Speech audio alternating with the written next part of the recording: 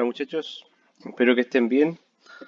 Entonces, como les comenté, para ver un poco los capítulos 8 y 9 del libro guía, estos hacen referencia tanto a pronósticos como inventario.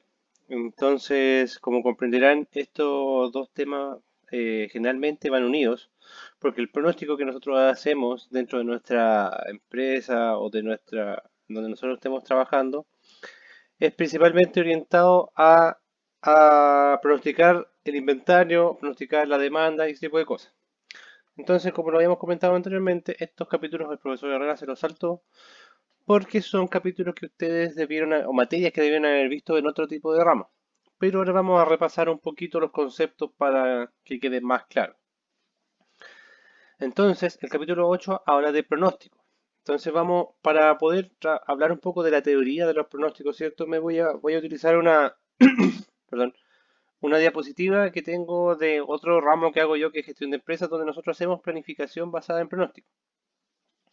Esto principalmente para ver algunos conceptos o ver algunos ejemplos pequeños y después vamos a trabajar un ejemplo del libro propiamente tal. Entonces, cuando nosotros hablamos de esta planificación o de los pronósticos, nosotros lo que queremos lograr con ello es poder anticiparnos a lo hecho.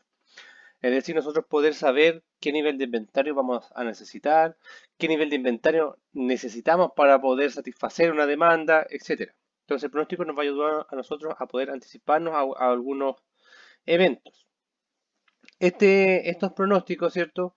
Utilizan generalmente grandes cantidades de datos o historia pasada para poder proyectarse hacia el futuro. Es decir, necesitan memoria, necesitan aprender para poder llegar y tomar decisiones en el futuro. Sin embargo, hay algunos métodos que no hacen necesario eso, como por ejemplo las cadenas de Markov, que ustedes bien conocerán, ¿cierto? Que solo necesitan saber el estado actual y los estados existentes en el sistema para poder pronosticar hacia el futuro y ver en qué estado van a estar próximamente. Entonces, lo otro que nosotros tenemos que tener en consideración es que cualquiera sea el pronóstico que nosotros tengamos, siempre vamos a tener un error asociado, porque aún no existe un método infalible, ¿cierto?, que pueda pronosticar a ciencia cierta todos los intervalos futuros, y aún así, a mayor sea el instante temporal que nosotros queramos pronosticar, es decir, mientras más queramos ir en el tiempo hacia adelante, mayor va a ser el error que vamos a encontrar. Entonces hay que tener asociado eso, que nosotros vamos a tener un pronóstico, ¿cierto? Vamos a tener una proyección hacia el futuro. Esa proyección siempre va a estar asociada a un error. Entre más largo sea el tiempo que nosotros queremos proyectar, mayor va a ser el error. Y por ende los pronósticos a corto plazo van a ser mucho más certeros. Entonces, como para ir cuantificando, ¿cierto? Y para poder ir ideando qué es el pronóstico, debemos saber que casi siempre son incorrectos. Son más precisos para grupos de familias de artículos. Es decir, nosotros podemos pronosticar, por ejemplo, queremos pronosticar las ventas de los autos. Generalmente va a ser mucho más fácil poder pronosticar por grupos que por familias. Es decir, va a ser más fácil proyectar la demanda, por ejemplo, de autos familiares que de automóviles en general. En ese sentido va apuntado a eso. Son más precisos cuando se hacen en periodos cortos, todos deben incluir el error de estimación y los prototipos no son sustitutos de la demanda calculada. Es decir, cuando nosotros tenemos una demanda real, ya en el periodo, por ejemplo, nosotros pronosticamos para la siguiente semana nuestra demanda. Nuestro pronóstico fue 20 y la demanda real fue 21. Nosotros para nuestros modelos debemos reemplazar ese 20 por el 21 para poder seguir proyectando. Generalmente existen diferentes horizontes temporales. Esto lo voy a pasar un poco más rápido. Ustedes sabrán que hay corto, mediano y largo plazo. Generalmente el corto plazo, estábamos hablando de meses, entre menos de un año, 5 meses, entre un año y 5 años el mediano plazo y mayor a 5 años es el largo plazo. Bueno, esto lo vamos a tratar un poquito, que no es tan importante, porque vamos a venir aquí, a las series de tiempo. Generalmente, cómo se trabaja el pronóstico está asociado a series de tiempo, ¿cierto? A datos que nosotros tengamos que son utilizados o muestreados a diferentes tiempos, ¿cierto? Para nuestro pasado y que nos permiten a nosotros proyectar o generar modelos de pronóstico. Generalmente, por ejemplo, vamos a tener patrones como el que se observa aquí, en donde tenemos una demanda y que está en el tiempo. Esta de aquí es una serie de tiempo asociada a la demanda y que genera un patrón aleatorio de la demanda, porque no tenemos una tendencia fija de ella y va cambiando a través del tiempo. Pero también nosotros podríamos tener algunas tendencias dentro de nuestra serie de tiempo, como por ejemplo una tendencia de incremento lineal o no lineales.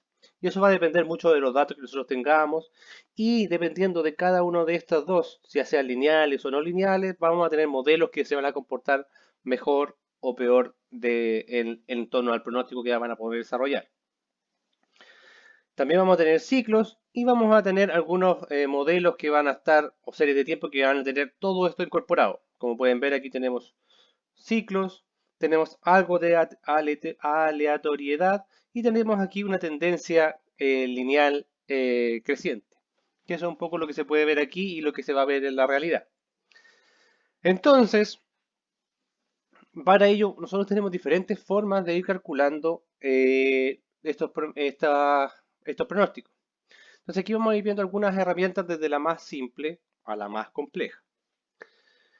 De manera simple, nosotros vamos a tener que nuestro pronóstico simplemente va a ser el promedio actual de todos los estados anteriores. Es decir, a través de esta fórmula.